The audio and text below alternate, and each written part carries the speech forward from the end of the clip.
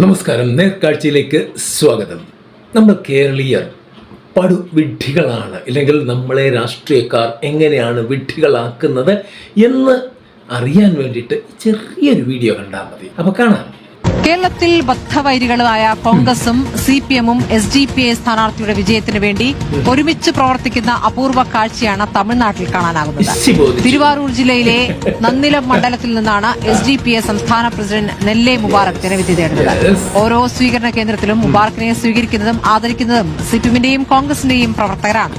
SDPI പിന്തുണയെ ചൊല്ലി കേരളത്തിൽ LDF UDF തർക്കം തുടരുമ്പോഴാണ് തൊട്ടടുത്ത തമിഴ്നാട്ടിൽ ഈ കൗതുക കാഴ്ചയുള്ളത്.